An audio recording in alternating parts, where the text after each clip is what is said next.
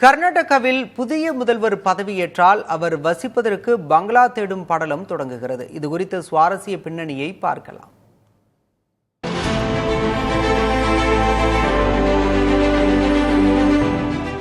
இந்தியாவின் பெரும்பாலான மாநிலங்களில் முதல்வர்களுக்கு என்று பிரத்யேகமாக நிரந்தரமான அதிகாரப்பூர்வ அரசு பங்களாக்கள் உள்ளன. உதாரணமாக தமிழகத்தில் பசுமை வழிச்சாலையில் முதல்வர் அமைச்சர்களுக்கு இல்லங்கள் ஒதுக்கப்பட்டுள்ளன.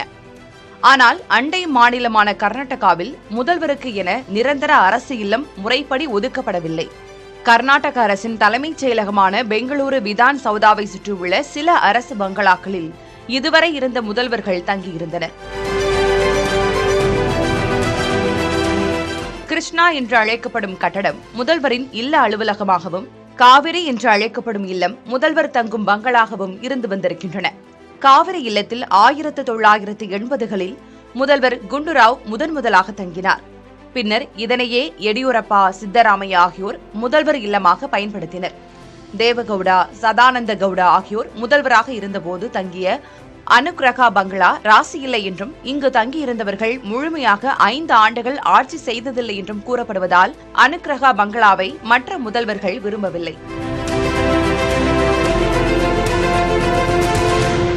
சமீபத்தில் முதல்வராக பதவியேற்ற டி.கே. சிவக்குமார் 160 ஆண்டுகள் பழமையான குமார கிருபா பங்களாவை தனது இல்லமாக தேர்வு செய்துள்ளார். இதனை புதுப்பிப்பதற்கு கடும் எதிர்ப்பு எழுந்திருக்கிறது.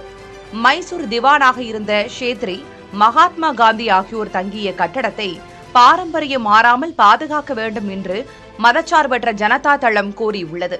ஒவ்வொரு முறை புதிய முதல்வர் வரும்போதும் அவர்களின் தனிப்பட்ட வாஸ்து நம்பிக்கைகள் மற்றும் விருப்பங்களுக்கு ஏற்ப பங்களாக்களை கோடிக்கணக்கான ரூபாய் செலவில் புதுப்பிப்பதை தவிர்க்க வேண்டும் என்றும், மற்ற மாநிலங்களைப் போல கர்நாடகாவுக்கும் நிரந்தர முதல்வர் இல்லத்தை முறைப்படி அறிவிக்க வேண்டும் என்றும் வீரப்ப மொய்லி போன்ற மூத்த தலைவர்கள் வலியுறுத்தியுள்ளனர்.